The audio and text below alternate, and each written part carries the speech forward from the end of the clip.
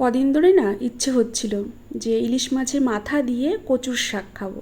তা তোমাদের দাদাভাইকেও বলছিলাম যেদিনকে ইলিশ মাছ আনবে সেদিনকে মনে করে কচুর শাক এনো। তো তোমাদের দাদাভাই আজকে নিয়ে এসছে, দেখো ইলিশ মাছ, ইলিশ মাছের মাথাও আছে, আর সাথে কিন্তু নিয়ে এসছে কচুর শাক। এদিকে আমি ভাতটাও বসিয়ে দিলাম, আর ওদিকে তো কচুর শাক কাটা হয়ে গেছে।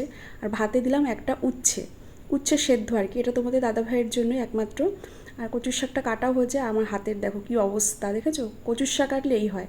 আর এই দেখো আমার ইলিশ মাছ একবেলার মতো করেই রান্না করব, রাতে তো রুটি খাবো। আর আজকে আবার দুখানা মুরগি আনিয়েছি, জানো তো, আমাদের এখানে পোলট্রি ফার্ম আছে ওখানে। আজকে তো আর করবো না, কালকে করব। তা একদিকে দেখো কচুর শাক সেদ্ধ বসিয়ে দিলাম একটুখানি নুন হলুদ দিয়ে, ভাতটাও ফুটে গেছে। আর এই যে এই মুরগি দুটোকে সিঁড়ির ওপরে বেঁধে রেখেছি, পটি করে দেখো কি করেছে।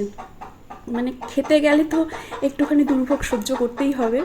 খুব টেস্টি হয় জানো তো এই মুরগির মাংস। তো এটাকে কালকে জবাই করব, কালকে রান্না করবো আর কি। তো দেখো একটা ওই সাইকেলের চাকার পেছনে আর একটা সামনে। তো রান্নাবান্না শেষ করে স্নান করে চলে এসেছি পুজো দেবো। আর এখন এই দেখো ফাইনাল লুকটা দেখো, আমার কচুর শাক আর এই যে ইলিশ মাছ কেমন হয়েছে। ছিল বাজারে, মানে ও বাবার সাথেই গেছিলো বাজারে। তো কলেজ তো আর কদিন পরে কলেজ খুলবে, কলেজে যাওয়ার জন্য তো ব্যাগ লাগবে একটা, নতুন ব্যাগ, নতুন যেহেতু কলেজ যাবে তো নতুন ব্যাগ আর নতুন জুতো নিয়ে এসছে। তো তোমাদের সঙ্গে একটু শেয়ার করি। এই মাত্রই আসলো, আমি আর যাইনি, ও বাবার সাথেই আসলো। এই দেখো